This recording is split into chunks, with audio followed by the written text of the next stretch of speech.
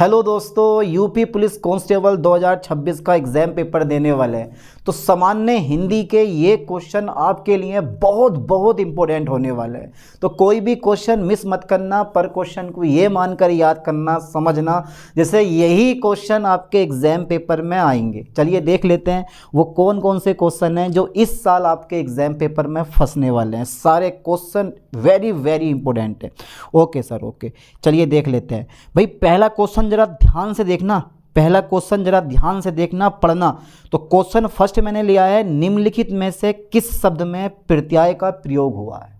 अब प्रत्यय क्या होता है ये थ्योरी से पढ़ो, सिर्फ मोस्टली इंपॉर्टेंट क्वेश्चन है।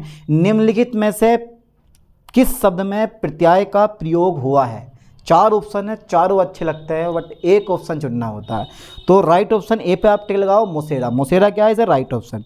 चलिए अगला क्वेश्चन मैं देखता हूँ, अगला क्वेश्चन मैं देख लेता हूँ। किस छंद में 26 मात्राएं होती हैं? छंद का तो पता नहीं, लेकिन मात्राएं क्या होती हैं पता है। तो किस छंद में 26 मात्राएं होती हैं तथा 14 से 12 पर यति होती है? वीर में, सोरठा में, गीतिका में, छपये में। तो राइट ऑप्शन कौन सा है इसका? गीतिका। सी नंबर पे टिक लगाओ, गीतिका इज अ राइट ऑप्शन। चलिए अगला क्वेश्चन मैं देख लेता हूँ, कौन सा क्वेश्चन है। निम्नलिखित में से असंगत यानी कि गलत विलोम शब्द युग्म कौन सा है? निम्नलिखित में से असंगत विलोम शब्द युग्म कौन सा है? घात, प्रतिघात, प्रसारण, संकुचन, शाश्वत, सदैव या खग या मृग। जल्दी बताओ बेटा। फंस गए बेटा, फंस गए। पढ़ के जाना, पूरा लेक्चर देख के जाना, बहुत बहुत इंपॉर्टेंट क्वेश्चन है। यहाँ पर टिक लगाएं आप सी पे, शाश्वत, सदैव। ठीक है यार, कैसे कैसे बढ़ लिए जाते हैं यार। अच्छा देखो, पहले निर्देश पढ़ लो। निर्देश पढ़ने बड़े ज़रूरी होते हैं। पेपर जब दे के आओ तो ये निर्देश पढ़ने बहुत ज़रूरी होते हैं। प्रश्न संख्या 4 एवं 5 के लिए दिए गए वाक्यांशों के लिए एक शब्द का चयन करें। चलनंगे भैया चुनंगे, एक शब्द का चयन करेंगे। जूता पहना क्यों नहीं और समोसा खाया क्यों नहीं? बताओ बेटा, एक ही आंसर है, दो क्वेश्चन है, आंसर एक है। जूता पहना क्यों नहीं और समोसा खाया क्यों नहीं? बताओ जल्दी। ऑप्शन दूं? अबे ऑप्शन दूंगा समझ जाओगे, ऐसे ही बता दो। राइट ऑप्शन क्या होगा? जो अपने स्थान या स्थिति से अलग ना किया जा सके, जो अपने स्थान या स्थिति से अलग ना किया जा सके। अच्युत, कितना शानदार नाम है। थोड़ा सा और कर देता ये। अटल, अटूट, अदे। तो अधिकांश बच्चों के माइंड में ना इस क्वेश्चन का जो राइट ऑप्शन है वो आ रहा होगा अटल। अटल आ रहा है ना, वैसा होता नहीं है, होता नहीं है। इसका राइट ऑप्शन जो है ना वो है अच्युत। ठीक है, चलिए नेक्स्ट क्वेश्चन की तरफ बढ़ लेते हैं। जीने की इच्छा, जिज्ञासु। जिज्ञासु मतलब वो तो किसी चीज़ के बारे में जानने की इच्छा होती है, जीने की इच्छा नहीं होती। जिज्ञासु, जी जी बिसा, जिगीसु, पिपासु। ठीक है, अरे यार कितने खतरनाक नाम है, ऐसा लगता है जैसे मैं किसी दूसरी दुनिया की भाषा पढ़ रहा हूँ। जिज्ञासु, जीजी बिसा, जिगीसु या पिपासु। तो राइट ऑप्शन बी पे टिक लगाओ, जीजी बिसा। जीने की इच्छा, अब जीने की इच्छा नहीं रही। क्यों? सर हमारी गर्लफ्रेंड छोड़ के चली गई इसलिए जीने की इच्छा नहीं गई। अच्छा बस इतना दर्द। अच्छा क्वेश्चन नंबर 6 है, सख्यागमन का सही संधि विच्छेद है। सख्यागमन का सही संधि विच्छेद है। अब यार एक वर्ड दे देगा, इसका संधि विच्छेद करो। अब क्या पता कौन सा वर्ड दे, लेकिन यहाँ पर जो वर्ड लिया गया वो सख्यागमन लिया गया। सख्यागमन का सही संधि विच्छेद है। सख्यागमन का सही संधि विच्छेद है सखी प्लस आगमन। सखी का आगमन है, अरे यार, तो सखी प्लस आगमन इज अ राइट ऑप्शन। चलिए अगला क्वेश्चन देख लेते हैं। क्वेश्चन नंबर 7 है, जब किसी सामान्य बात का विशेष बात से तथा विशेष बात का सामान्य बात से समर्थन किया जाए तो वह कौन सा अलंकार है? अब थोड़े बहुत अलंकार तो पढ़े थे, लेकिन इतने ज़्यादा अलंकार डाल दिए, ये पढ़े नहीं थे। तो विरोधाभास, संदेह, अर्था यानी कि न्यास, अर्थांतर न्यास और विशोषोक्ति। क्या लग रहा है भैया? जब किसी सामान्य बात का, जब कोई बात बन जाए, जब किसी सामान्य बात का विशेष बात से तथा विशेष बात का सामान्य बात से समर्थन किया जाए तो वह कौन सा अलंकार है? वो है अर्थांतर न्यास अलंकार। ठीक है, चलिए आगे देख लेते हैं जल्दी से। अशुद्ध वाक्य का चयन कीजिए। भैया 4 ऑप्शन है, चारों पढ़ो। एक अशुद्ध वाक्य, 3 सही है, एक अशुद्ध। अशुद्ध कौन सा है वो आपको चुनना। अशुद्ध, अशुद्ध। तो माता पिता पूज्यनीय हैं, आपका भविष्य उज्जवल हो, इस पुस्तक का नया संस्करण प्रकाशित हो रहा है। कामायनी उच्च कोटि का काव्य है, यानी कि महाकाव्य है, ये बात बिल्कुल सही है। तो माता पिता पूज्यनीय हैं, यही रोंग है। माता पिता पूज्यनीय हैं, यही क्या है, रोंग है। ठीक है, चलिए छायावाद शब्द किसका उदाहरण है? छायावाद शब्द किसका उदाहरण है? अच्छा, तत्सम का, देशज का, विदेशज का या शंकर का? तो छायावाद किसका उदाहरण है, जल्दी बताओ बेटा। शंकर का। Shankar is the right option. चलिए अगला क्वेश्चन मैं देख लेता हूँ। क्वेश्चन नंबर 10 है, निम्नलिखित में से किस विकल्प में सभी शब्द भाववाचक संख्या शब्द हैं? अमीर बना गरीब, गरीब बना समूह, समूह बना मिठास, मिठास खाया बछुट्टी। अमीर, गरीब, समूह, मिठास। जवानी, खट्टास, पुस्तक, गंगा, रसीला, कड़वाहट, बुढ़ापा, उन्नति। आगे बढ़ने की जरूरत नहीं है, यही राइट ऑप्शन है, भाव है इसमें। रसीला, कड़वाहट, बुढ़ापा, उन्नति। चलिए आगे देखते हैं। अच्छा, क्वेश्चन नंबर 11 पढ़ो। नीचे लोकोक्तियाँ और उनके अर्थ दिए गए हैं, इनमें गलत अर्थ वाली लोकोक्ति का चयन कीजिए। नीचे लोकोक्तियाँ और उनके अर्थ दिए गए हैं, इनमें गलत अर्थ वाली लोकोक्ति का चयन कीजिए। जल्दी बताओ कौन सा है राइट ऑप्शन? 3 तेरा होना, संगठित होना, ये गलत है बिल्कुल। 3 तेरा होना लेकिन संगठित होना ये गलत है। चलो आगे देखते हैं। अच्छा, क्वेश्चन नंबर 12 पे थोड़ा ध्यान देना बेटा। आप तो इंटेलिजेंट हो, आपके जैसा कोई नहीं पूरे संसार में, सबसे अलग हो, सबसे अलग, सबसे माइंडेड पर्सन हो। गूलर का फूल होना मुहावरे का सही अर्थ है। गूलर का फूल होना मुहावरे का सही अर्थ है। गूलर का फूल होना, तो यार गूलर का फूल होना देखा आप लोगों ने गूलर का फूल? अरे यार होता है, पहले काफ़ी समय पहले हुआ करते थे, जगह जगह इसके पेड़ भी हुआ करते थे, लेकिन आज के टाइम में बहुत कम प्रजाति इसकी गूलर की पाई गई हैं, मतलब हैं प्रेजेंट। तो गूलर की तरह खिलना, अति प्रसन्न होना, दुर्लभ वस्तु, सुगंधित होना। तो गूलर का फूल होना मतलब दुर्लभ वस्तु, ठीक है, दुर्लभ होना ऐसा मांगे चलो क्वेश्चन नंबर 13 है, ये राइट ऑप्शन आप बताओगे। मैंने राधा के लिए कपड़े खरीदे।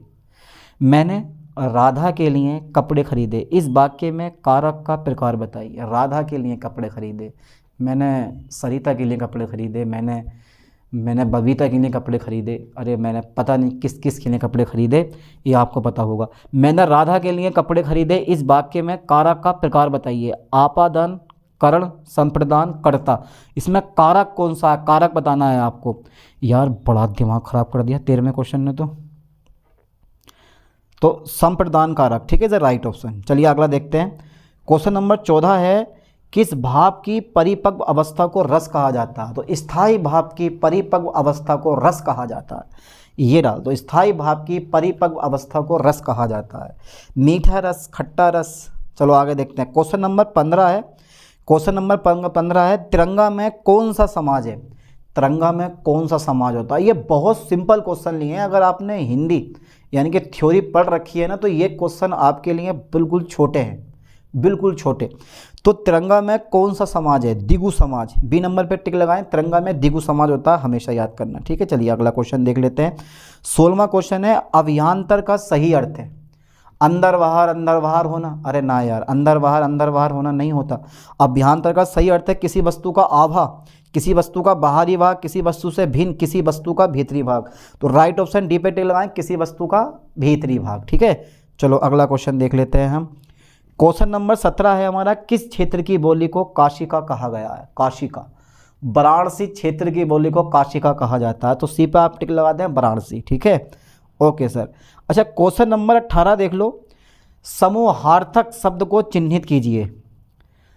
सत्वक, पुरुष, गमला, गुलाब। सोचते हैं आपको क्या दें? सुना है सबसे अच्छा तोहफा गुलाब है, जब खुद गुलाब है उसे गुलाब क्या दे। ऐसे ऐसे शेर कभी हम भी याद किया करते थे। जल्दी बताओ, सदवक, पुरुष, गमला, गुलाब। तो राइट ऑप्शन ए है सदवक। चलो आगे देखते हैं। क्वेश्चन नंबर 19 है, जूही की कली कविता के कवि कौन है? जूही की कली कविता के कवि कौन है? जल्दी बताओ। 4 ऑप्शन है, चारों में से सब पता होना चाहिए आपको। पहले आप चुन लो कि यार सर इसका राइट ऑप्शन ये वाला होना चाहिए, फिर मैं बताता हूँ। निराला जी, निराला, ठीक है। चलिए क्वेश्चन नंबर 20 पढ़ो। निम्नलिखित में से मिश्र वाक्य का चयन कीजिए। प्रातःकाल होने पर चिड़ियाँ चहकाने लगती हैं। सुबह पहली बस पकड़कर शाम तक लौट आओ। जो विद्यार्थी परिश्रमी है वह अवश्य सफल होगा। बस यही जो है ना, ये मिश्र वाक्य है। सी नंबर पर टिक लगा दो, जो राइट ऑप्शन। चलिए क्वेश्चन नंबर 21 देखो। शब्द युग्म के सही अर्थ भेद का चयन कीजिए। अम्बुज, अम्बुद। अम्बुज मतलब कमल और अम्बुद मतलब बादल, तो Kamal Badal A number is a right option. ठीक है, चलिए अगला सवाल देख लेते हैं 22वां। ये बताओ दो समानार्थी शब्दों की पुनरुक्ति के बीच में किस विराम चिन्ह का प्रयोग होता है। दो समानार्थी शब्दों की पुनरुक्ति के बीच में किस विराम चिन्ह का प्रयोग होता है, तो वो होता है योजक। योजक विराम चिन्ह का प्रयोग होता है। ठीक है, okay sir, okay. Question number 23 देखो, पत्थर का पर्यायवाची नहीं है। पाहन भी पत्थर का पर्यायवाची होता है, उपल भी, पाषाण भी, लेकिन उरग जो होता है ना, ये पत्थर का पर्यायवाची नहीं होता। सेम टू सेम हिंदी के क्वेश्चन ऐसे ही पूछेगा, लोकोक्ति, मुहावरे, ठीक है, बाय ग्रामर, ये सब जो बता रहा हूँ ना, इसको हल्के मत लेना। ये सारे क्वेश्चन अच्छे से रिपीट मारो, याद करो। ठीक है, ओके ओके सर, कर लेंगे। आप आगे बढ़ा दो। सिंह वन में रहता है। सिंह वन में रहता है वाक्य में कारक है। सिंह वन में रहता है, वन में क्यों, जंगल में रहता है। शेर जंगल में रहता है, सिंह वन में रहता है। चलो रहने दो, सब बेचारे को छोड़ो, तुम चक्कर पढ़ लो उसके। राइट ऑप्शन है अधिकरण कारक। ठीक है, राइट ऑप्शन क्या, अधिकरण कारक। अगला क्वेश्चन है हमारा, परिमाणवाचक क्रिया विश्लेषण अव्यय क्या है। परिमाणवाचक क्रिया विश्लेषण अव्यय क्या है, क्या है, तो ज़्यादा डिफिकल्ट है। डी नंबर पर टिक लगाओ, अत्यंत इज राइट ऑप्शन। चलिए अगला क्वेश्चन देख लेते हैं। निर्देश प्रश्न संख्या 26 से 29 तक गद्यांश को पढ़कर निम्नलिखित प्रश्नों को उत्तर दो। पहले गद्यांश पढ़ लो। प्राचीन समय में भारत विश्व में शिक्षा और संस्कृति का मुख्य केंद्र था। देश विदेश के विद्यार्थी यहाँ शिक्षा प्राप्त करने आते थे। प्राचीन भारतीय शिक्षा प्रणाली के अंतर्गत विद्यार्थियों को पुस्तकीय ज्ञान और आध्यात्मिक ज्ञान प्रदान करने के साथ साथ उसे शारीरिक शिक्षा भी प्रदान की जाती थी। उसे युद्ध कौशल भी सिखाया जाता था। इस प्रकार प्राचीन शिक्षण संस्थाएं या आश्रम विद्यार्थियों के चहुमुखी विकास पर ध्यान देते थे। आज स्थिति भिन्न है। वर्तमान दोषपूर्ण शिक्षा प्रणाली सिर्फ डिग्रीधारी बेरोजगारों की भीड़ उत्पन्न कर रही है। ये ध्यान देना, ये बहुत इंपॉर्टेंट लाइन है। वर्तमान दोष प्रणाली शिक्षा प्रणाली सिर्फ डिग्रीधारी बेरोजगारों की भीड़ उत्पन्न कर रही है। वर्तमान दोषपूर्ण शिक्षा प्रणाली सिर्फ डिग्रीधारी बेरोजगारों की भीड़ उत्पन्न कर रही है। आज के अधिकांश युवा शिक्षा प्राप्त करके भी स्वावलंबी नहीं बन पाते। ये बात बिल्कुल सही है। ठीक है, चलो अगला आगे पढ़ो, आगे पढ़ लो, खुद से अपना पढ़ लिया। ठीक है, पढ़ो। और अब मैं आगे बढ़ाता हूँ। क्वेश्चन नंबर 26 है मेरा। प्राचीन समय में विश्व में शिक्षा और संस्कृति का प्रमुख केंद्र था भारत, क्योंकि भैया दूर दूर से भारत में शिक्षा लेने के लिए आते थे, तो ये नंबर इज राइट ऑप्शन। सोचने की जरूरत ही नहीं है। क्वेश्चन नंबर 27 है। प्राचीन शिक्षण संस्थाएं ध्यान देती थीं विद्यार्थी के चहुमुखी विकास पर। चहुमुखी विकास पर, ठीक है। आज फिर तुम पे प्यार आया है, बेहद और बेशुमार आया है। किसी चीज़ को पाने की जिद होनी चाहिए, और जिस चीज़ को पाने की तुम्हारे अंदर जिद लग गई ना, तुम उस चीज़ को पाकर ही छोड़ोगे 100%। समझ गए इस चीज़ को। चलिए आगे देखते हैं। तो नवीन शिक्षा प्रणाली में विद्यार्थियों को प्रेरित किया जाता है रोजगार करने के लिए, राष्ट्रीय हित में कार्य करने के लिए। प्राचीन परंपराओं का श्रम किसी के लिए नहीं है। बी पे टिक लगाओ, राष्ट्रीय हित में कार्य करने के लिए। ओके, क्वेश्चन नंबर 29 हमारा आ गया। नवीन शिक्षा प्रणाली में व्यावहारिक शिक्षा पर बल दिया जा रहा है ताकि विद्यार्थियों का नैतिक, शारीरिक व मानसिक विकास हो सके। क्या करें बच्चे, अरे यार टीचर लोग तो बच्चों को पूरी तरह से पढ़ा रहे हैं, पूरी मेहनत करते हैं पढ़ाने में, फुल वाले। बच्चे क्या कर रहे हैं, बच्चे पढ़े तब ना यार, बच्चे पढ़ेंगे तभी तो होगा, तभी तो एक शिक्षक जो है वो पूरी मेहनत करेगा उनके लिए। बच्चे पढ़ते नहीं, लोल उसे देखम दाग, उसे देखम दाग, ये कहानी चल रही है आज के ज़माने में। कौन पढ़ के कौन दे रहा है, जो बंदे पढ़ रहे हैं वो कामयाब हो रहे हैं। अच्छा ये बताओ, नेक्स्ट क्वेश्चन है, पुस्तकीय शब्द में प्रत्यय है बताइए। प्रत्यय मतलब ई है, ये क्या है, प्रत्यय है। चलिए अगला देख लेते हैं। क्वेश्चन नंबर 31 है। वाक्य में त्रुटिपूर्ण भाग का चयन कीजिए। यदि कोई त्रुटि ना हो तो डी भाग को चिन्हित कीजिए। 1 4 3 मतलब एक तो तुम छोड़ ही दो, डी नंबर कोई त्रुटि नहीं है, लेकिन ए बी सी जो है ना, यहाँ पर त्रुटि शो की गई है। अनेक अध्यापकों, ये राइट ऑप्शन है इसका। ठीक है, चलिए क्वेश्चन नंबर 32 देख लो।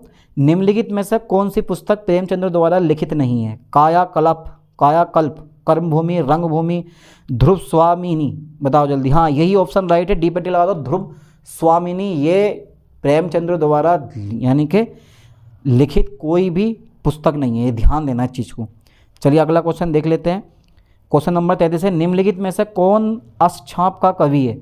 कौन अष्टछाप का कवि है? भाई मुझे घोषित कर दो अष्टछाप का कवि। अरे मैं सूरदास नहीं हूँ, Surdas is the right option, ठीक है, मैं सूरदास नहीं हूँ। क्वेश्चन नंबर 34, वह बहुत मधुर गाता है, इनमें प्रिविशेषण शब्द का चयन कीजिए। प्रिविशेषण शब्द का चयन कीजिए। तो इनमें प्रिविशेषण शब्द कौन सा है? बहुत। बहुत क्या है? प्रिविशेषण शब्द है। ओके, अगला क्वेश्चन मैं 35वां ले रहा हूँ। निम्नलिखित में से किसको साहित्य अकादमी पुरस्कार मिला? ना यानी कि नामवर सिंह, ये एक ऐसा नाम है जो उस समय, इनके ज़माने में, आज के ज़माने में नहीं, उस समय लोगों के दिलों में छा गया था। नामवर सिंह, इनको जो था ना वो साहित्य अकादमी पुरस्कार मिला था। ये Namvar Singh is the right option. अगले क्वेश्चन पे ध्यान देना। क्वेश्चन नंबर 36 है, ज्ञानपीठ पुरस्कार किस भाषा से संबंधित है? ज्ञानपीठ पुरस्कार किस भाषा से संबंधित है, ये बता जल्दी फास्टली। तो यार सर ज्ञानपीठ पुरस्कार किस भाषा से संबंधित है? वो है हमारा, देखो, संविधान की 8वीं अनुसूची की सभी भाषाओं से। ज्ञानपीठ पुरस्कार संविधान की 8वीं अनुसूची की सभी भाषाओं से संबंधित है। बहुत इंपॉर्टेंट क्वेश्चन है ये। क्वेश्चन जो है ना ये वाला, ये पेपर में फंसता 100%। चलिए अगला क्वेश्चन देख लेते हैं। क्वेश्चन नंबर 37 है, जिस छंद में 4 चरण और प्रत्यय चरण में 16 मात्राएं होती हैं वह कहलाता है चौपाई छंद। जिस छंद में 4 चरण और प्रत्येक चरण में 16 मात्राएं होती हैं वह कहलाता है चौपाई छंद। वेरी वेरी इंपॉर्टेंट क्वेश्चन है ये वाला। तो ऐसे क्वेश्चन तो हमें छोड़ने नहीं है, बस सिर्फ समझ के पेपर में कराने। तो ऐसे ऐसे क्वेश्चन यार मैं आपके लिए लेके आने वाला हूँ। तो क्यों ना आप लोग भी क्या काम करें, इन क्वेश्चनों को अच्छे से तैयार कर रहे हैं, स्क्रीनशॉट ले लें, पीडीएफ में सेंड कर दूंगा। पीडीएफ से घबराओ मत, डरने की कोई ज़रूरत नहीं है, अच्छे नंबर ला के पास हो गए। बस टाइमिंग का विशेष तौर पे ध्यान देना है। यूपी पुलिस कांस्टेबल के पेपर में 120 मिनट में 150 क्वेश्चन सोल्व करने होते हैं। हिंदी कर दोगे, जीएस जीके कर दोगे, मैथमेटिक्स और जब रीजनिंग सोल्व करने आती है वहीं पर टाइमिंग नहीं होती। बहुत से बच्चे कहते हैं कि सर मेरे ये क्वेश्चन ही मुझसे आता था, ये क्वेश्चन ही मुझसे आता था, पर मैंने करा नहीं क्योंकि टाइम नहीं बचा था। टाइम नहीं बचता, टाइम का विशेष तौर पे ध्यान देना, ठीक है। चलिए मिलते हैं नेक्स्ट वीडियो में नेक्स्ट लेक्चर के साथ। थैंक्स।